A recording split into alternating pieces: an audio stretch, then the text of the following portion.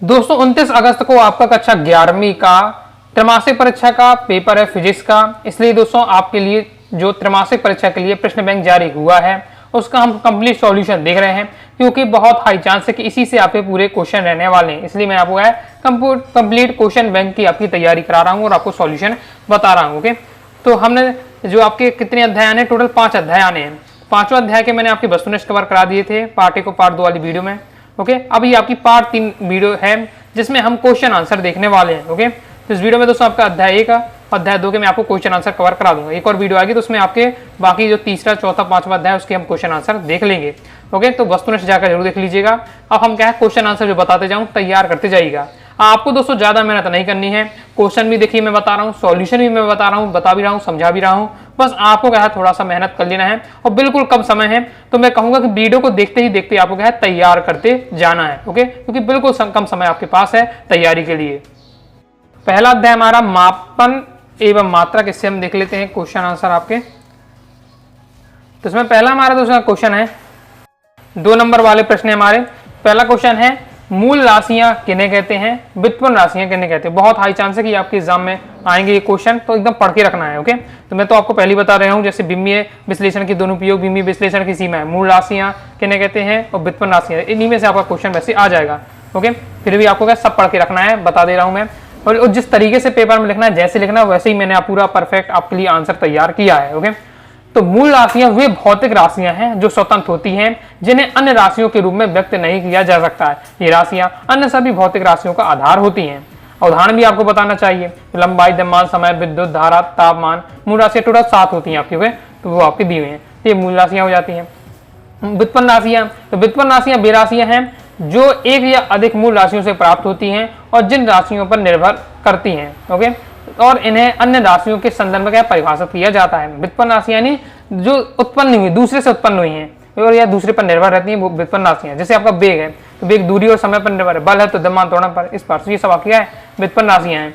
Next हमारा question है car के मात्रक को मूल मात्रक के रूप में आपको क्या प्राप्त करना है। कार का मात्रक हमें क्या पता है, जूल होता है। ओके, इसे आपको मूल मात्रा के रूप में कन्वर्ट करना है, तो ये आपका रहने वाला, इस प्रकार से आपको कन्वर्ट करेंगे। ओके, तो सीधे आपको ये याद करके रखिएगा। फिर नेक्स्ट हमारा क्वेश्चन मूल मात्रक तथा व्युत्पन्न मात्रक में अंतर लिखिए। तो दोस्तों आपका ये दिया है मूल मात्रक और व्युत्पन्न मात्रक में अंतर। तो मूल मात्रक होते हैं परस्पर क्या स्वतंत्र होते हैं, जबकि व्युत्पन्न मात्रक ये परस्पर स्वतंत्र नहीं होते हैं। और मूल मात्रक इन्हें स्वतंत्र रूप से परिभाषित किया जा सकता है, व्युत्पन्न मात्रक को हम केवल मूल मात्रक की सहायता से ही परिभाषित कर सकते हैं। ओके, और ये मूल मात्रक होते हैं इनके फिक्स हैं आपकी 7 होते हैं, जबकि व्युत्पन्न मात्रक की संख्या क्या असीमित है। नेक्स्ट हमारा क्वेश्चन है विमीय सूत्र किसे कहते हैं। तो विमीय सूत्र हमारा क्या होता है, विमीय सूत्र एक ऐसा व्यंजक है जो किसी भौतिक राशि की व्युत्पन्न इकाइयों के द्रव्यमान, लंबाई और समय जैसी मूल इकाइयों को कुछ निश्चित घातांकों में व्यक्त करता है। ओके, इसके यही आपका मैं रहने वाला विमीय सूत्र के बारे में। फिर ये 2 बहुत ज्यादा हाई चांस है इनके आने के, तो पढ़ के आपको रखना है। और ये अभी के लिए इंपॉर्टेंट नहीं है, आपकी वार्षिक परीक्षा के लिए इंपॉर्टेंट है। अभी से तैयारी करते जाएं तो आपकी क्या फाइनल एग्जाम तक की तैयारी होती जा रही है। तो विमीय विश्लेषण के 2 अनुप्रयोग, यानी विमीय विश्लेषण कि हमें उपयोग बताना है और इसकी फिर इसके बाद 2 सीमाएं आपको बतानी है। तो ये आपका दिया है विमीय विश्लेषण के उपयोग क्या है कि समीकरणों की सत्यता की जांच करने में, और दूसरा है भौतिक राशियों के बीच संबंध स्थापित करने में। जिस प्रकार से आपको पेपर में लिखना शॉर्ट में को दिया है परफेक्ट, ताकि आप तुरंत तैयार कर सके। ओके, तो विमीय विश्लेषण की सीमा क्या है, तो ये जो आयामहीन स्थिरांक होते हैं, जैसे आपका पाई हो गया, कि मान को ज्ञात नहीं कर सकती हैं। दूसरा ये त्रिकोणमितीय, जैसे आपका साइन, कॉस, ओके, टेन, तो ये घातांकीय लघुगणितीय फंक्शंस वाले समीकरणों को लागू नहीं कर सकती। ये इसकी क्या है सीमाएं हैं हो जाती हैं। ओके, नेक्स्ट हमारा सार्थक अंक किसे कहते हैं। तो सार्थक अंक क्या है, तो किसी मापी गई या गिनी गई संख्या के वे सभी अंक होते हैं जो संख्या की परिशुद्धता या सटीकता को दर्शाते हैं। नेक्स्ट हमारा क्वेश्चन है जिसमें हमें धातु की आयताकार शीट की लंबाई, चौड़ाई, मोटाई दी है। उच्च सार्थक अंक में शीट का आयतन ज्ञात करना है। सिंपल है, आयताकार शीट है, हमें उसका आयतन ज्ञात करना है। तो क्या होता है आपका फॉर्मूला होता है लंबाई गुणा चौड़ाई गुणा ऊंचाई। तो बस वो हमें क्या कर देना है, लंबाई दी है, चौड़ाई दी है और ऊंचाई दी है, मोटाई यानी ऊंचाई दी है हमें, वो हमने कर लिया। बस आपको क्या समय मीटर में है तो मीटर में बदल लिया है। मोटाई बस हमें यहाँ सेंटीमीटर दी है तो उससे पहले हमने मीटर में बदल लिया। फिर क्या है हम तीनों का गुणा कर देंगे, क्योंकि आयत का फॉर्मूला ही होता है। ओके, जो आयताकार हमारी शीट है इसका आपका क्या हो जाएगा, आयतन लंबाई गुणा चौड़ाई गुणा ऊंचाई, ये हो जाता है। लेकिन हमें क्या सार्थक अंकों में निकालना है, तो सार्थक अंकों पर फिर आपका ये वैल्यू आएगी। क्लियर है। नेक्स्ट हमारा एक क्वेश्चन है कि किसी घन पे प्रत्येक भुजा की लंबाई हमें दी हुई है, उच्च सार्थक अंक घन का आयतन निकालना। तो घन का बस आयतन का फॉर्मूला क्या होता है, भुजा क्यू। घर का आयतन क्या होता है, भुजा क्यू। ओके, भुजा हमें दी हुई है 7.020, बस आपको क्या है भुजा क्यू यानी इसका क्या क्यू कर देना, तो ये हमारा आ जाता है।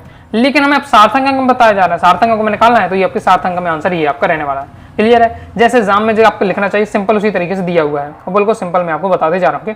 तो मुझे आप आशा है कि जो 2 नंबर वाले क्वेश्चन हैं, ओके, तो उनको आपका देखते ही देखते याद करते जाइए। अलग से आप नहीं करिए कि हमें आप पहले वीडियो देख लेता हूँ, समझ लेता हूँ, फिर आपसे अलग से याद करेंगे, क्योंकि इतना आप समय नहीं रह गया है। ओके, तो त्रैमासिक परीक्षा में अच्छा स्कोर करना है, फास्ट ही आप तैयार करते जाइए। ओके, अब 3 नंबर वाले हमारे प्रश्न आ जाते हैं, हम देख लेते हैं। तो पहला हमारा क्वेश्चन है, ये हमारा समीकरण है दिया हुआ है। ओके, तो इसकी में शुद्धता की जांच करनी है, और जहां बताया टी सरल लोलक का आवर्तकाल है, एल आपका क्या है प्रभाव का लंबाई है, जी गुत्ती त्वरण है। चलिए शुद्धता की जांच देख लेते हैं। तो इसका आंसर आपको इस प्रकार से रहने वाला है। ओके, विमीय विधि में जब हमें क्या है शुद्धता की जांच करनी है, तो LHS इक्वल टू RHS कर लेना है। ओके, यहाँ तो हमें टी दिया हुआ है LHS में, बस RHS हमें लेकर चलना, RHS लेकर चले, सॉल्व किया, तुम्हारे लास्ट में क्या है टी आ रहा, तो यानी ये LHS इक्वल टू क्या है RHS है। इसलिए हम जान सकते हैं दोनों पक्षों की जो मूल मात्राओं की विमाएं समान है, अतः जो हमारा समीकरण शुद्ध है। क्लियर है।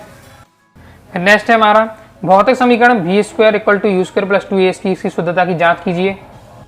इसकी शुद्धता की जांच किस प्रकार से करना है, ये आप देख सकते हैं। पहले हम LHS लिया, LHS की बीमा हम निकाल लेते हैं, फिर RHS की बीमा निकाल लेते हैं, देखते हैं तो दोनों जो बीमा है, दोनों की बीमा क्या है समान है, तो ये समीकरण शुद्ध है। करना किस प्रकार से वो आपका दिया हुआ है। नेक्स्ट तीसरा आ जाता है, तो इसे दोस्तों आपके अपनी तरफ से आप देख लीजिएगा। ओके, बाकी दोस्तों मैं बता रहा हूँ, ओके, जो मैं छोड़ दूं मतलब सब आप इग्नोर भी उसे कर सकते हैं। बस जैसे 5 है तो 5 में ये 4 बता रहा हूँ, इन्हीं में से आपका क्वेश्चन रहेगा 100% 3 नंबर का। आप जब पेपर देखें ना तो भी आप बता दीजिए कि इन्हीं में से दोस्तों आपका रहने वाला है। आप स्वयं कमेंट करेंगे कि वास्तव में जो बताए क्वेश्चन वही थे। ओके, इसलिए अच्छे से पढ़ते जाइएगा। मैं इसलिए आपको एक सब बता देता हूँ ताकि आप पूरा कॉन्फिडेंस से अच्छे से तैयारी करेंगे, पूरा आत्मविश्वास रहता है तो आपको तुरंत चीजें याद होने लगेंगी। ओके, फिर आपको ये चौथा और 5वां पढ़ना है, 4 पढ़ लीजिएगा, इन्हीं में से आपका आ जाएगा। क्लियर है। तो चलिए ये वाला बता देता हूँ कि वायु में ध्वनि का वेग भी है, वायु दाब भी है, ये सब आपका दिए विधि से आपको क्या ध्वनि के वेग भी के लिए न्यूटन सूत्र स्थापित करना है। तो ये आपका दिया हुआ है, तो तैयार अच्छे से कर लेना किस प्रकार से आपको करना है पूरा सॉल्यूशन। तो यहाँ से आप देख लिए, आगे देख लेते हैं। इसके आगे दोस्तों आपका सॉल्यूशन ये रहने वाला है, ये हमारा कंप्लीट हो जाता है। आगे नेक्स्ट हम इस वाले क्वेश्चन का सॉल्यूशन देख लेते हैं। मान लीजिए सरल लोलक का आवर्तकाल, इसकी प्रभावकारी लंबाई L, गोलक के द्रव्यमान M और गुत्तीय त्वरण G स्मॉल g पर निर्भर करता है। विमीय विधि का उपयोग करके दोलन काल का आपको शुद्ध व्युत्पन्न करना है। तो इसका सॉल्यूशन आपका इस प्रकार से रहने वाला है, यहाँ से पूरा सॉल्यूशन आपका रहने वाला है ये। तो इसका स्क्रीनशॉट आप लीजिए और इसकी आपको प्रैक्टिस कर लीजिएगा। इसके दोस्तों आगे आपका ये रहने वाला है और ये हमारा क्या है कंप्लीट हो जाता है। तो इस प्रकार से दोस्तों मैंने आपको क्वेश्चन कवर करा दिए हैं। ओके, तो यहाँ से दोस्तों आपको क्या है ये 4-5 जो क्वेश्चन ऊपर के सब मतलब आपको ये 2 नंबर वाले हैं, तो इनको तो 1-1 2 लाइन में आंसर रहने वाले सब पढ़ लीजिए। कोई ज्यादा यहाँ कोई ऐसा नहीं कि आपका इंपॉर्टेंट ना हो, सभी इंपॉर्टेंट है, पढ़ के रखना है। इसके बाद यहाँ हम बात करें तो आप ये 4 क्वेश्चन, पहला, दूसरा और चौथा, 5वां एकदम पढ़ के आपको रखना है। इन्हीं में से क्वेश्चन 100% रहेगा, अच्छे से तैयार कर लीजिएगा। ओके, अब दूसरा अध्याय जाता है सरल रेखा में गति। इसे देख लेते हैं क्वेश्चन। सरल रेखा में गति वाले चैप्टर से क्वेश्चन देख लेते हैं, 2 नंबर वाले आ जाते हैं। पहला दोस्तों हमारा क्वेश्चन है, एक वस्तु के प्रारंभिक वेग u किसी ऊर्ध्वाधर ऊपर की ओर फेंका जाता है, अधिकतम ऊंचाई पर वस्तु का वेग तथा त्वरण आपको क्या ज्ञात करना है। तो देख लेते क्या इसका रहने वाला है आपका सॉल्यूशन। तो इस प्रकार से आपका सॉल्यूशन लिखना है आपको कि जब एक वस्तु को प्रारंभिक वेग से ऊपर की ओर फेंका जाता है तो अधिकतम ऊंचाई उसका वेग 0 हो जाता है। क्यों हो जाता है? क्योंकि गुरुत्वाकर्षण के कारण उसकी गति धीरे धीरे कम हो जाती है, रुक जाती है। वही वस्तु का त्वरण गुरुत्वाकर्षण त्वरण के g के बराबर हो जाता है, जो कि हमेशा नीचे की ओर कार्य करता है, चाहे वस्तु ऊपर जा रही हो या नीचे। क्लियर है। आगे नेक्स्ट हमारा है क्वेश्चन, एक समान तथा परिवर्ती त्वरण को परिभाषित कीजिए। तो एक समान त्वरण क्या है? वस्तु के वेग में समान समय अंतराल में समान परिवर्तन होता है। तो जबकि परिवर्ती त्वरण में वस्तु के वेग में समान समय अंतराल में असमान परिवर्तन होता है, जिसका अर्थ है कि त्वरण का परिणाम व दिशा ये दोनों समय के साथ बदलते रहते हैं। ये आपका दिया है एक समान और परिवर्ती त्वरण के बारे में। ओके, नेक्स्ट हमारा क्वेश्चन रहने वाला है कि 8 त्रिज्या की वृत्तीय मार्ग में गतिशील पिंड के लिए एक चक्कर पूर्ण होने में चली गई दूरी और विस्थापन ज्ञात कीजिए। तो ये आपका रहने वाला है, क्या रहने वाला है कि अगर हम विस्थापन देखें तो 0 रहने वाला है। दूरी की हम बात करते हैं तो क्या होगा कि 8 त्रिज्या की वृत्तीय मार्ग पर एक पूर्ण चक्कर करने पर पिंड द्वारा चली गई दूरी उसकी परिधि के बराबर होगी। अब उसकी परिधि जितना होगी, दूरी कितनी होगी, एक वृत्तीय मार्ग है हमारा, ओके, वृत्तीय मार्ग है, उस पर हम चल रहे हैं, यहाँ से हमने स्टार्ट किया तो हम डायरेक्ट कहाँ यहीं पहुंच जाएंगे, यानी दूरी हमें तय की, यानी उसी परिधि में घूमे हैं, परिधि कितनी है 2πr, तो उसकी दूरी हुई 2πr। विस्थापन, तो विस्थापन 0 होगा, क्योंकि विस्थापन क्या है, वहीं से आके वहीं पहुंच गए, घटाएंगे तो आपका 0 ही आ जाएगा, ओके, इस प्रकार से। और यही आपको एक उदाहरण है, आपको ऑब्जेक्ट में मैंने आपको पढ़ा रहा था कि एक ऐसा उदाहरण दीजिए जिसमें दूरी हो लेकिन विस्थापन आपका शून्य हो, तो यही आपका कि एक वृत्तीय मार्ग में गति आपकी क्या है, जिसमें क्या है विस्थापन 0 होता है और दूरी इसमें रहती है, ओके। तो ये कंप्लीट हो जाता है। आगे नेक्स्ट हमारा है एक समान गति के लिए एक्सटी ग्राफ और वीटी ग्राफ का नमूना बनाइए। तो ये आपका रहने वाला है एक्सटी और वीटी ग्राफ किस प्रकार से, ये पहले आपका x t graph, okay, x t graph ऐसे आपको बनाना है, फिर वीटी ग्राफ, और अगर एटी ग्राफ पूछा जाए तो एटी ग्राफ ऐसे आपका रहने वाला है, ओके। तो तीनों आपको क्या तैयार करके रखना है, कंप्लीट हो जाता है। नेक्स्ट हमारा क्वेश्चन है कोई कण एक समान त्वरित गति से गतिशील है, वीटी ग्राफ बनाइए जबकि त्वरण धनात्मक हो त्वरण ऋणात्मक हो। ग्राफ इस प्रकार से आपका बनने वाला है। पहला है त्वरण धनात्मक हो, त्वरण धनात्मक के डायग्राम ये रहेगा, बहुत ज्यादा सिंपल है आपका, ओके। तो एक बार अच्छे जरूर सीख लीजिएगा, बना के देख लीजिएगा, पेपर में आएगा तुरंत आपका बन जाएगा, ओके, ये आपसे। फिर इसके बाद तब त्वरण ऋणात्मक हो तो इस प्रकार से, ओके, जब धनात्मक हो तो ऊपर से आपका जाने वाला है, और ऋणात्मक हो तो नीचे से। कंप्लीट होता है, आगे देख लेते हैं।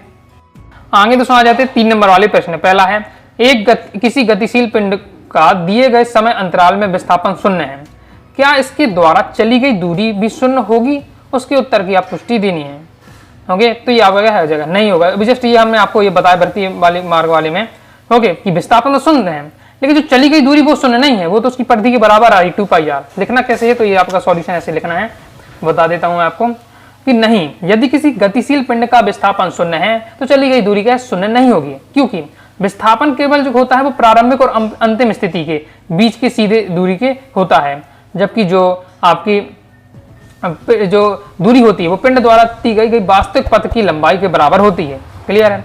उदाहरण हमको देना है तो वही उदाहरण आप दे सकते हैं कि कोई एक व्यक्ति अगर एक वृत्ता मार्ग पथ पर गति कर रहा है तो उसके शुरुआती से बिंदु पर वापस आने आता है तो विस्थापन तो आपका शून्य है, लेकिन जो चली गई दूरी है वो परिधि के क्या है बराबर होगी, वही जो भी हमने बात की है, ओके। नेक्स्ट, किसी गतिशील वस्तु के वेग की दिशा उसके त्वरण की दिशा में होती है या नहीं। उदाहरण के साथ अपने उत्तर की आपको पुष्टि देना है, तो आपको बताना नहीं, किसी गतिशील वस्तु के वेग की दिशा हमेशा उसके त्वरण की दिशा में नहीं होती है। वेग और त्वरण एक ही दिशा में हो सकते हैं, जिससे गति बढ़ती है या विपरीत दिशा में हो जाती है, जिससे गति धीमी होती है और वे लंबवत या अन्य कोण पर भी हो सकती है, वस्तु की दिशा बदल जाती है, ओके। और फिर उसको उदाहरण के साथ बताना, तो उदाहरण आपको इतना लिख देना, एक गेंद को ऊपर की ओर फेंकना, ये इसका इस वाले टॉपिक का उदाहरण हो जाएगा, ओके। उसको थोड़ा सा देर से बताया जा रहा है, बाकी आप इतना उदाहरण लिख सकते हैं, एक गेंद को ऊपर की फेंकना पर्याप्त है। क्लियर है, आगे देख लेते हैं। और इसके आगे का भी उत्तर आपका ये दिया हुआ है। नेक्स्ट हमारा तीसरा है, उस पत्थर का वेग समय ग्राफ बनाइए जिसे ऊर्ध्वाधर ऊपर फेंका जाता है, अधिकतम ऊंचाई तक पहुंच जाने के लिए क्या है अधोमुख आता है। तो ये आपका रहने वाला है सॉल्यूशन, कैसे आपको लिखना है, और डायग्राम भी आपको बनाना पड़ेगा। लिखा हुआ है कि वेग समय ग्राफ क्या बनाइए, तो वेग समय ग्राफ भी यहाँ तैयार किया गया है और फिर उसके बारे में आप बताया गया है, तैयार कर लीजिएगा। क्लियर है, आगे नेक्स्ट देख लेते हैं। नेक्स्ट है हमारा एक समान त्वरित गति के लिए XT VT AT ग्राफ नमूना बनाइए। जस्ट अभी इस क्वेश्चन में मैंने आपको दिखाया ST VT तो वही दिया है और AT भी मैंने आपको दिखाया था, ओके। तो ये आपका देखिए XT ग्राफ भी बताया था मैंने आपको, इसके बाद आपके बाद ये VT ग्राफ और AT ग्राफ, ये आप कैसे बनने वाला है। और नेक्स्ट देख लेते हैं, ओके। तो मैं इसको स्किप कर रहा हूँ, 5वें वाले को इसे देख लीजिए अपनी तरफ से, बाकी ये 4 बहुत ज्यादा इंपॉर्टेंट है तो इसमें मैंने आपको बता दिया, ओके। तो जिसमें से अगर हम बात करते हैं ये 2 क्वेश्चन आपके बन सकते हैं, ओके। ये तीनों क्वेश्चन आपके इंपॉर्टेंट रहने वाले हैं, तो ये ऊपर के 3 आपको पढ़ के रखना है 3 नंबर में, ओके। अब 4 नंबर में बात कर लेते हैं। 4 नंबर में तो पहला हमारा क्वेश्चन है, कोई कार एक समान रूप से त्वरित होकर 5 सेकंड में 18 किलोमीटर प्रति घंटा से 36 किलोमीटर प्रति घंटा की चाल से प्राप्त करती है। कार के त्वरण को आपको ज्ञात करना है, कैसा क्या रहने वाला है, तो देख लेते हैं। ये दिया हुआ है आपका, इसमें आपको सॉल्व होने वाला है। पहले मीटर प्रति सेकंड में हमने बदला है आपको इनको, ओके, V और U प्रारंभिक और अंतिम अपना चाल को। इसके बाद आपका समय तो 5 सेकंड दिया हुआ है, बस आपको त्वरण निकालना है। त्वरण मतलब क्या होता है V - U upon T, value रख दिया, हमारा आंसर आ जाता है, ओके। बस थोड़ा आपको क्या है बदलना है बस आपको, बाकी ज्यादा यहाँ का डिफिकल्ट करना नहीं है, बदलना बस आपको याद होगा तो आप क्लियर कर लेंगे। तो याद रखना है कि यहाँ जैसे आपका दिया है किलोमीटर प्रति घंटे में दिया है तो मीटर प्रति सेकंड में बदलना, क्योंकि मैं सेकंड में टाइम दिया हुआ, ओके। फिर आगे नेक्स्ट है हमारा, तो कोई कार 45 किलोमीटर प्रति घंटा की चाल से गतिमान है, ब्रेक लगाने पर एक मीटर प्रति सेकंड का मंदन उत्पन्न करता है। तो कार द्वारा तय अवरोध दूरी आपसे पूछी जा रही है, तो किस प्रकार से आपको निकालना है। तो यहाँ से आप देख सकते हैं, पहले तो हम क्या है इसे किलोमीटर प्रति घंटा में है, तो उसमें मैंने आपको बताया मीटर प्रति सेकंड में आपको यहाँ बदलना पड़ेगा, क्योंकि मीटर प्रति सेकंड में वैल्यू है। ओके, बदल लिया। फिर अंतिम वेग हमें ज्ञात करना पड़ेगा। तो अंतिम वेग हम कैसे निकालेंगे, v² equal to u² plus 2ac का वैल्यू रखेंगे, तो ये आपका रहने वाला। और जब कार रुकती है जाती है तो अंतिम वेग आपका क्या होगा, 0 होगा, तो वो आपके रख के निकालना है। तो इस प्रकार से हमारा आंसर यहाँ आपका आ जाएगा। क्लियर है, अवरोधक दूरी हो जाती कंप्लीट। आगे नेक्स्ट देख लेते हैं। इसके बाद तीसरा और पांचवा मैं आपको नहीं बता रहा हूँ, इसमें चौथा मैं आपको तैयार करा रहा हूँ। एक समान त्वरण गति से गतिमान किसी पिंड द्वारा चौथे और पांचवें सेकंड के अंतराल के बीच की दूरी के संबंध आपको व्युत्पन्न करना है। तो ये आपका रहने वाला है। गति का समीकरण का आपको इसमें उपयोग करना है, वैल्यू रखना है, और आपका ये रहने वाला है। ओके, 5 सेकंड में चली गई दूरी हमने निकाला यहाँ, फिर 4 सेकंड में चली गई दूरी को निकाला है, फिर हमने क्या चौथे और पांचवें सेकंड में अंतराल यानी दोनों को माइनस करना है। तो इस प्रकार से आपका निकालेगा आंसर, तो कंप्लीट हो जाता है। तो इस प्रकार से दोस्तों मैंने आपको क्या है इंपॉर्टेंट बता दिए। तो ये आपको ये 3 जो इंपॉर्टेंट थे सबसे हाई चांस वाले, तो मैंने आपको बता दिए हैं। तो इस प्रकार से अध्याय 1 और अध्याय 2 के क्वेश्चन आंसर हो जाते हैं। एक और पार्ट आएगा अध्याय 3, अध्याय 4, अध्याय 5 के भी हम उसमें जो भी सिलेक्टेड होंगे आपको मैं सॉल्यूशन के साथ बता दूंगा। थोड़ा फास्ट ही पढ़ते जाइएगा, मैं भी पूरा प्रयास कर रहा हूँ। ओके, क्योंकि मैं जो भी आंसर दूंगा बिल्कुल परफेक्ट दूंगा कि आपको तुरंत बेहतरीन नंबर मिले और तुरंत आप याद कर सकें। ऐसा नहीं कुछ भी मैंने रख दिया, अब मेहनत मुझे तो देना ही बस है, लेकिन वास्तव में आपको क्या पढ़ना पड़ता है, ये बात मैं समझता हूँ। इसलिए मैं परफेक्ट आंसर तैयार करने का प्रयास करता हूँ। तो ओके, और पार्ट 1 पार्ट 2 देखकर वस्तुनिष्ठ कंप्लीट करा लीजिएगा। पार्ट 3 में आपके अध्याय 1 अध्याय 2 के क्वेश्चन आंसर हो जा रहे हैं। एक और पार्ट आएगा तो अध्याय 3, 4, 5 के भी क्वेश्चन आंसर हो जाएंगे। तो आइए दोस्तों, आपको वीडियो पसंद आएगी, वीडियो पसंद है लाइक करके सब्सक्राइब जरूर कर दीजिएगा। इसके साथ ही टेलीग्राम चैनल और व्हाट्सएप चैनल को जरूर ज्वाइन करके रखिएगा। मिलते हैं नेक्स्ट वीडियो में, तब तक के लिए बाय बाय।